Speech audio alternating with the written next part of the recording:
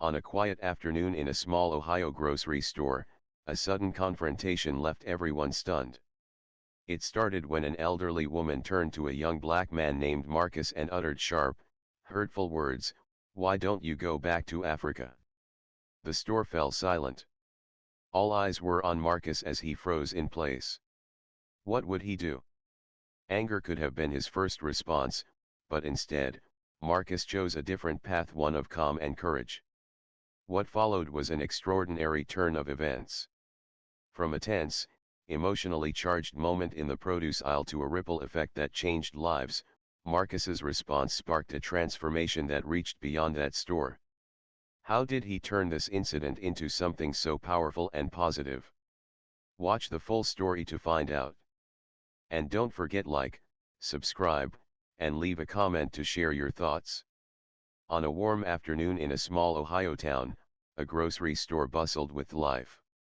Customers casually pushed their carts through the aisles, lost in the routine of their day.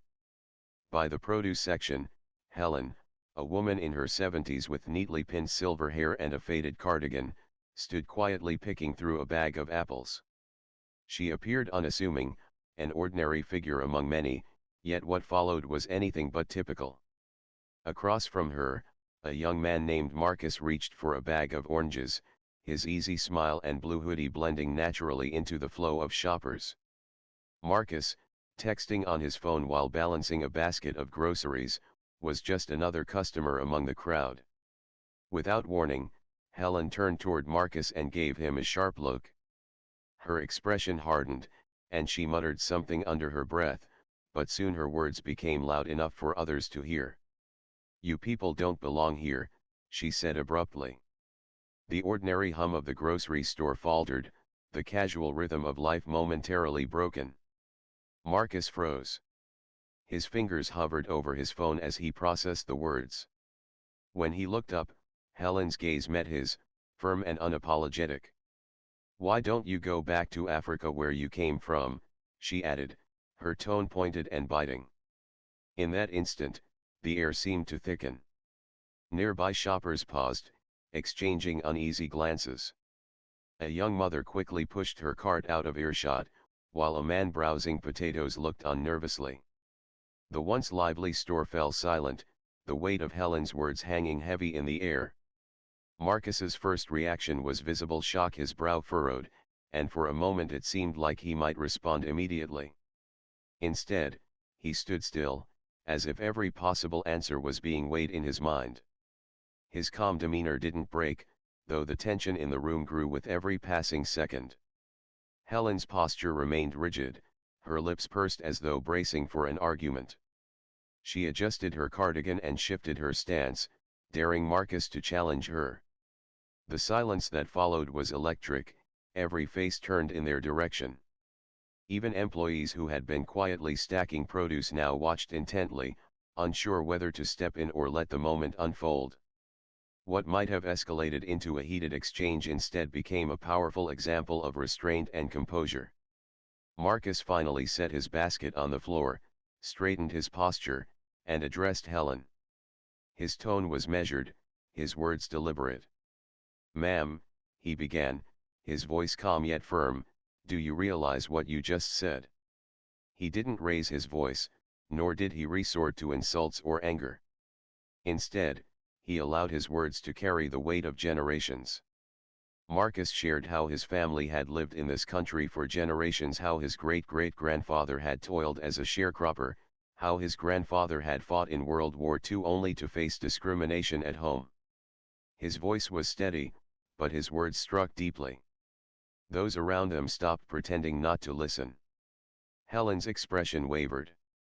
She adjusted her glasses but said nothing more.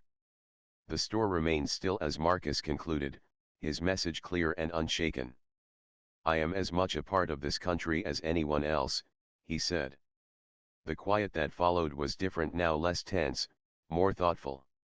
As Marcus picked up his basket and continued shopping, the shoppers slowly returned to their routines. But the atmosphere was changed. Marcus had not just defused the situation, he had planted a seed of understanding. Helen, though she left without a word, seemed to carry a different weight as she pushed her cart toward the exit. In that small Ohio grocery store, an ordinary moment turned extraordinary. Marcus's measured response to prejudice reminded everyone within earshot of the power of dignity, restraint, and truth. While the encounter began with division, it ended as a lesson in understanding, one that the community would not soon forget. After a pause, Marcus's words began to resonate with those who had been silently observing. Helen, who had been rigid in her stance, seemed visibly taken aback. For a moment, her expression softened, and she opened her mouth as if to reply, but no words came out. The silence was broken by a middle-aged man standing near the bakery. He stepped forward and spoke in a clear, steady voice. "He's right," the man said. "We all need to be better than this." His statement carried an unexpected weight, and the tension in the store started to ease. Others began to nod in agreement, their previously uncertain gazes turning supportive. A young mother who had been steering her child away returned to the aisle, now offering Marcus a smile of encouragement. An older gentleman, holding a bag of potatoes, added, "We're all neighbors here. No one should be treated like that." The quiet murmurs grew louder, and a feeling of solidarity slowly replaced the unease. Helen's face flushed as she glanced around, realizing the tide had shifted. Her posture slumped slightly, her grip tightening on her cart. She looked at Marcus once more, her expression a mix of embarrassment and something resembling doubt. This time, when she spoke, her voice was quieter.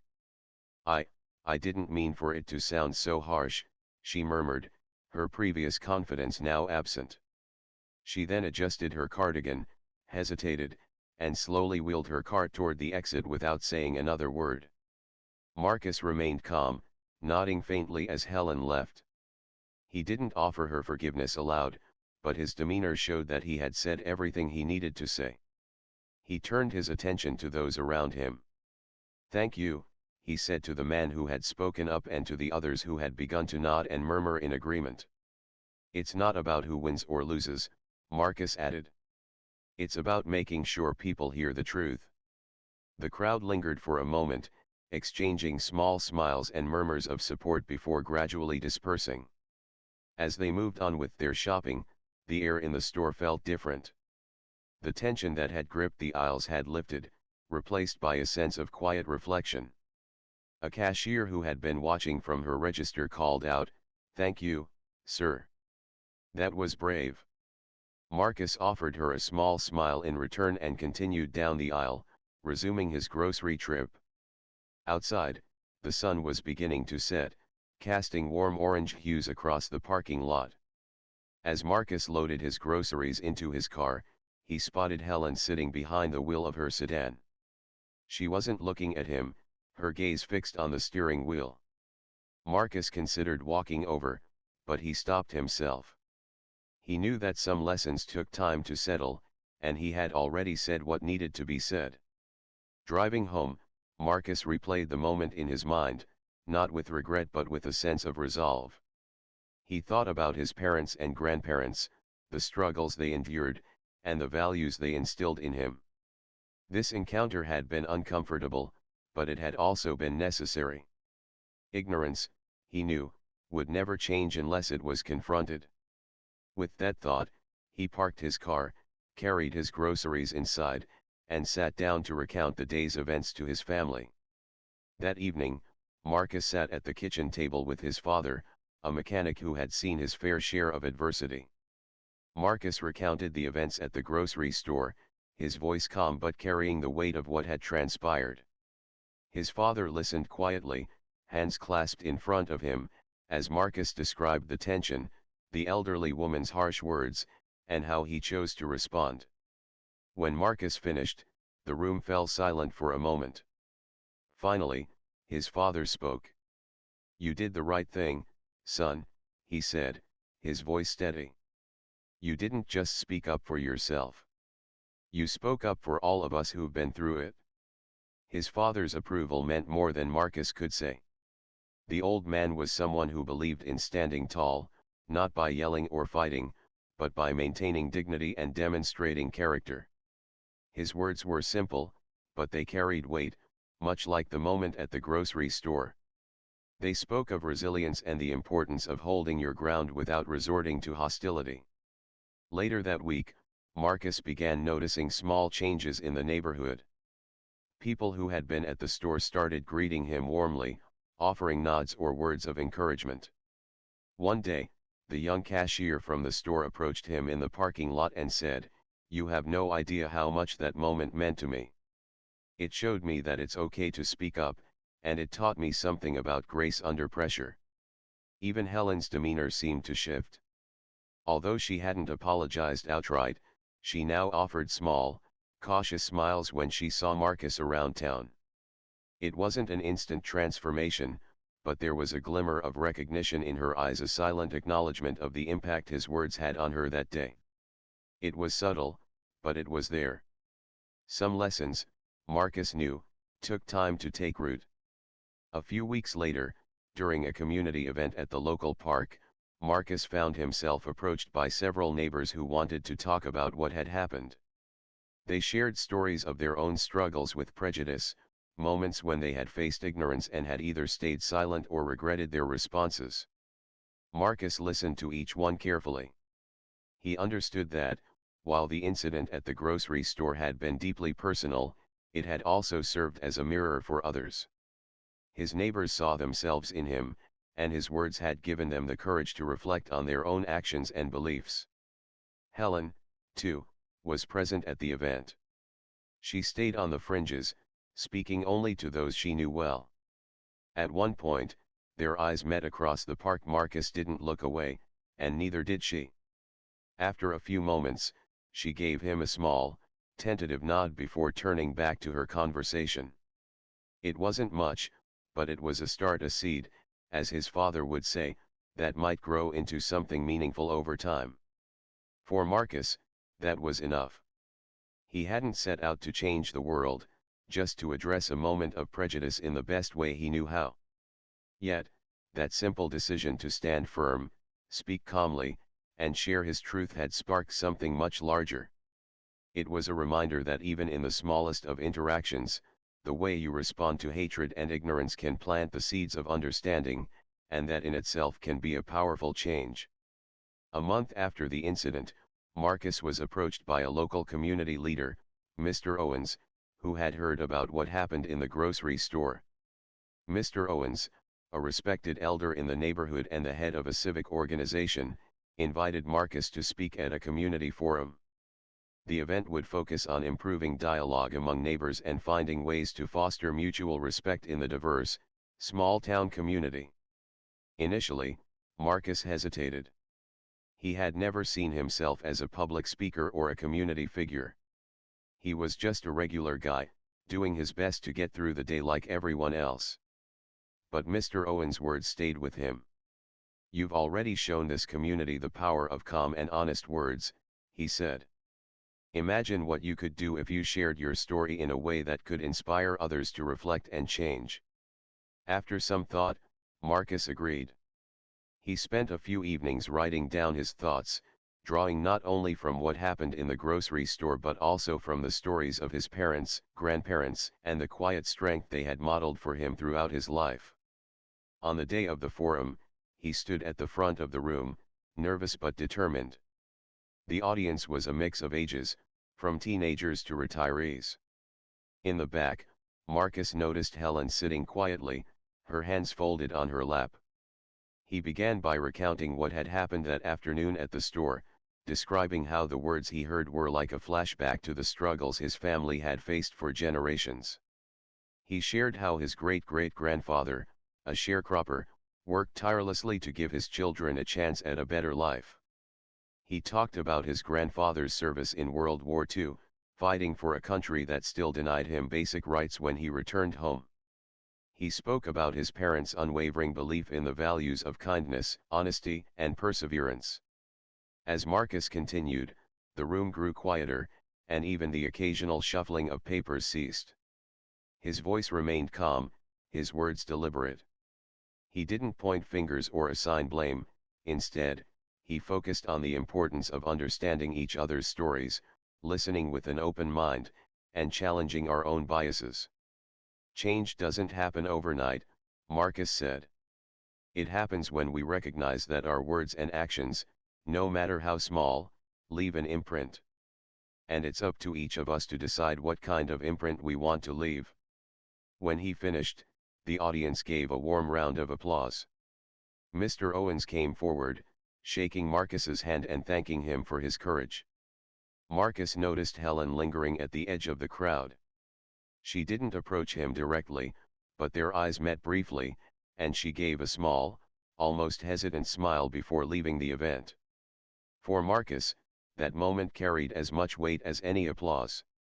It showed that even the hardest hearts could begin to soften. The forum marked a turning point not just for Marcus but for the entire community. Conversations that had long been avoided now began to surface. Neighbors started sharing their own experiences and working together on small projects to build trust and understanding. In his own quiet way, Marcus had sparked something larger than himself, a movement of everyday people learning to see each other as equals, one story at a time. As weeks passed, the effects of Marcus's speech and actions continued to ripple through the community. Mr. Owens reached out again, this time asking Marcus to co-lead a youth mentorship program. The goal was to bring together local teenagers, many of whom were experiencing their own struggles with identity and belonging, and give them a space to share their stories, learn about one another, and develop the skills to address prejudice in their daily lives. Though unsure at first, Marcus accepted. He believed that reaching younger generations could help plant seeds of empathy and understanding long before prejudice had a chance to take root. The program began modestly. On its first day, a handful of teens shuffled into the community center, hesitant and unsure what to expect. Marcus started by simply listening. The teenagers opened up about the challenges they faced: casual stereotyping at school, feeling invisible in certain social circles, or being judged solely by their appearance. Marcus shared his own story, carefully tying it back to what they were experiencing. When someone makes you feel like you don't belong, he told them, it can feel isolating. But it's in those moments that we have a choice, to let that feeling define us or to stand firm and show them who we really are. Over the following weeks, the group grew. Word spread among local schools, and more young people began attending the sessions. Marcus didn't lecture, he guided discussions and let the teens lead. He encouraged them to bring their own experiences and ideas to the table, fostering a sense of ownership over the space they were creating together. With Mr. Owens's support, the program also brought in guest speakers, including educators, community leaders, and even local law enforcement officers, to encourage open dialogue and mutual understanding. Helen's granddaughter, a shy 16-year-old named Lily, joined the program one evening. At first, Marcus didn't connect the dots, but as Lily began sharing her own perspective, it became clear who her grandmother was. Lily admitted that she had been embarrassed by her family's long-held views, and she wanted to learn how to challenge those attitudes respectfully. Marcus didn't push or pressure her.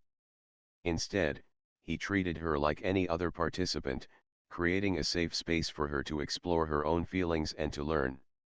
Over time, the teens not only grew more confident but also began taking what they learned out into the world. Several started projects at their schools, organizing cultural awareness days, leading peer-to-peer discussions on inclusion, and even standing up to bullying when they saw it happening. Marcus could see the changes not just in their attitudes, but in their actions. It became clear that the mentorship program was more than just a group, it was a movement, one that would continue to grow long after the original participants had moved on.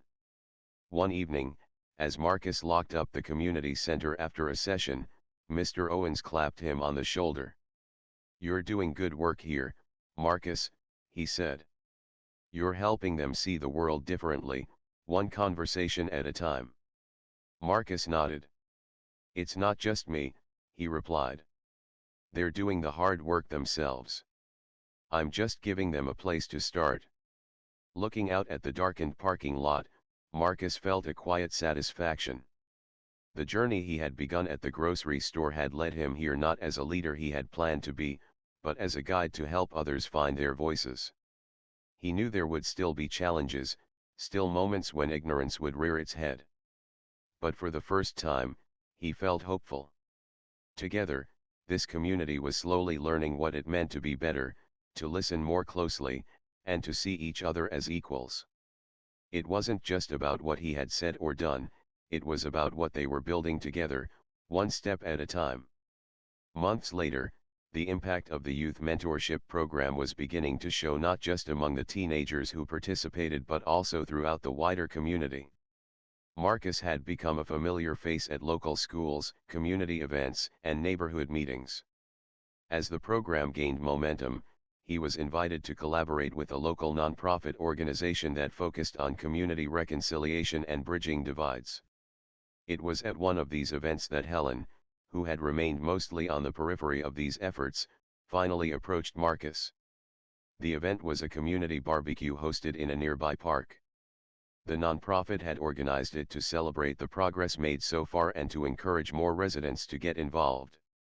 Families, students, and elderly couples gathered under the warm autumn sun, sharing food and conversation. Marcus was stationed near a long picnic table, handing out flyers for upcoming mentorship sessions and chatting with parents interested in signing up their kids. That's when Helen, clutching a paper plate of baked beans and coleslaw, quietly made her way over. At first, she lingered at the edge of the crowd, her expression uncertain.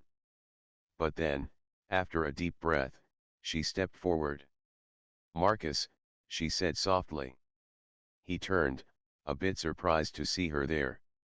"I've been wanting to speak with you," she continued. "For a long time now." Marcus set down the flyers and gave her his full attention. "I'm listening," he said. I want to apologize," Helen began, her voice trembling slightly. "Back in the grocery store. I was wrong.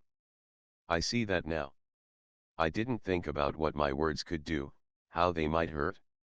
And I've been trying to understand, to learn. Watching what you've done with these young people, how you've handled yourself, it's taught me more than you know." Her words were halting but sincere. Marcus could see the effort it took for her to admit this, and he respected that. "I appreciate you saying that, Helen," he replied gently. "It's not easy to confront our own biases, but recognizing them is the first step. And the fact that you're here now, speaking to me, shows that you're willing to change." The conversation wasn't long, but it felt meaningful.